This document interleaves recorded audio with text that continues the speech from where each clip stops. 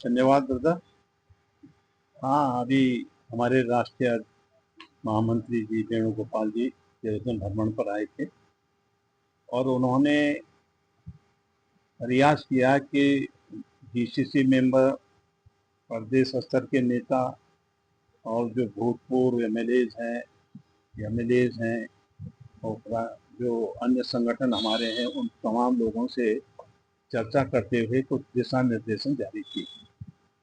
चुनावी वक्त होने के नाते स्वाभाविक रूप से हर व्यक्ति की या हर पार्टी की ये चिंता होती है कि वो अपने कार्यकर्ताओं को, अपने नेताओं को कुछ न कुछ नया कर दिखाने के लिए, जोश भरने के लिए वो आते हैं। और निश्चित रूप से जो उन्होंने वहाँ पर जनता के साथ साथ हम लोगों को जो बताने का प्रयास किया, वो एक ही मंत्र उन्होंने दिया है कि संगठन मजबूत है तो सरकार आएगी, और संगठन में कोई चूक नहीं होनी चाहिए, ये उनके निर्देश हैं। मैं समझता हूँ ये होना भी चाहिए। अभी उन्हीं के निर्देश से, राहुल जी के निर्देश से, खड़गे जी के निर्देश पर यहाँ पर परिवर्तन रैली को भी संचालित किया गया। उसी का दूसरा भाग के रूप में भी उसको समाप्त करने के लिए भी, उसकी समीक्षा करने के लिए जो वेणुगोपाल आए, तो उसमें सब लोगों ने अपने अपने ढंग से अपनी बातें की और जनता इस समय किस मूड में है वो बताने का लोगों को प्रयास किया। देखिए, राहुल गांधी जी हमेशा जो है, एक बात तो साफ है कि बहुत साफ गोई से बहुत सच्ची बातों को रखने का प्रयास करते हैं, और जो चीज होने वाली होती है यथार्थ रूप से उसको बताने का प्रयास करते हैं जनता को कि ये संभावनाएं हैं। क्योंकि जब सरकार कुछ गलत निर्णय ले लेती है उसके परिणाम को वो बताते हैं, लेकिन क्योंकि उनके खिलाफ एक ऐसा माहौल बना दिया गया था इसी पार्टी ने कि उनको कुछ समझा ही नहीं था, जबकि वो एक बहुत विद्वान व्यक्ति हैं, पढ़े लिखे व्यक्ति हैं, और हमेशा जो है राष्ट्र की भलाई के लिए, उसकी उन्नति के लिए और उसमें रहने वाले लोगों की चिंता वो करते रहते हैं, उसको बयां करते हैं।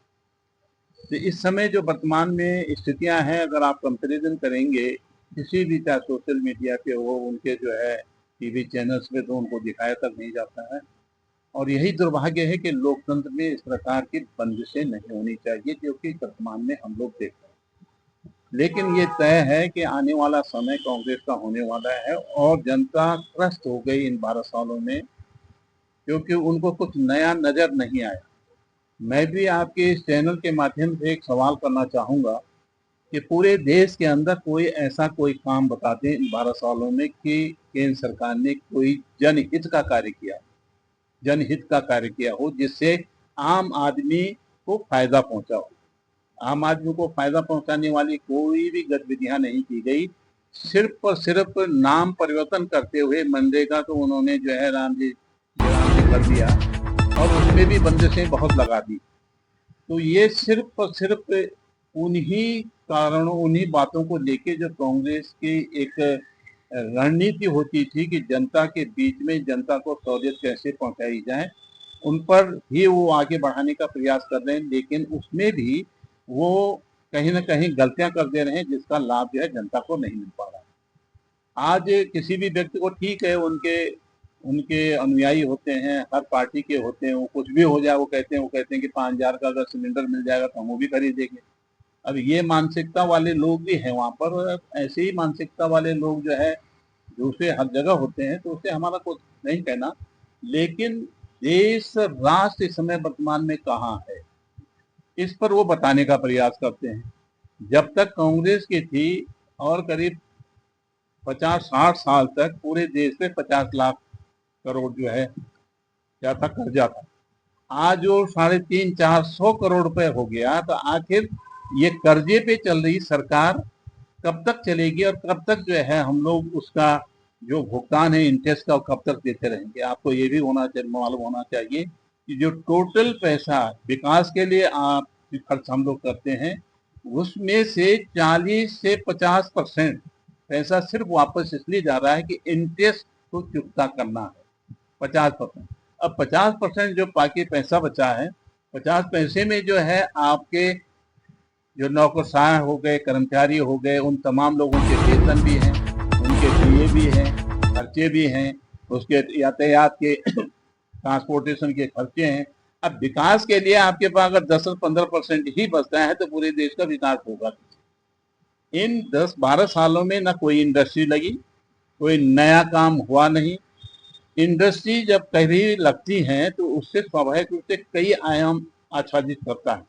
नंबर 1 कि वहाँ बेरोजगारी को दूर करने में दिशा में काम आता है, उस क्षेत्र के संसाधन बढ़ते हैं और उस क्षेत्र में एक जन जागरण के माध्यम से लोगों के अंदर एक जागृति भी पैदा होती है। जब इस प्रकार के काम कुछ होंगे ही नहीं तो देश की हालत पतली होती चली जा रही है। ये तो आप भी जानते हैं, हम भी जानते हैं, तमाम वो लोग जो उनके पक्ष में बोल रहे हैं वो भी जानते हैं। लेकिन दुर्भाग्य है कि इसको अभी भी बहुत गंभीरता पूर्वक नहीं लिया जा रहा है। तो राहुल गांधी जी के जो हर कदम जो राज्य हित में कहें या राष्ट्र हित में कहें निश्चित रूप से सराहनीय है। हम उनके दीर्घायु होने की भी कामना करते हैं। और जहां तक दूसरा पक्ष है, ये सिर्फ और सिर्फ जो है ड्रामा करके लोगों को आकर्षित करने का इनका धर्म है। और अभी ऑस्ट्रेलिया में क्या हुआ आप लोगों को बताने की जरूरत नहीं है, आप लोगों ने खुद उसको चलाने का प्रयास किया। आप देश के अंदर रहेंगे तो देश की समस्याओं को दूर करने का प्रयास करेंगे। जब देश में आप हैं ही नहीं तो देश की समस्याओं का समाधान कैसे होगा। मैं उन साथियों से भी कहना चाहता हूं कि जो लोग उनके साथ रहना चाहते हैं रहें, लेकिन अनावश्यक रूप से प्रतिवाद न करें, दूसरे लोगों को भी काम करने का अवसर प्रदान करें।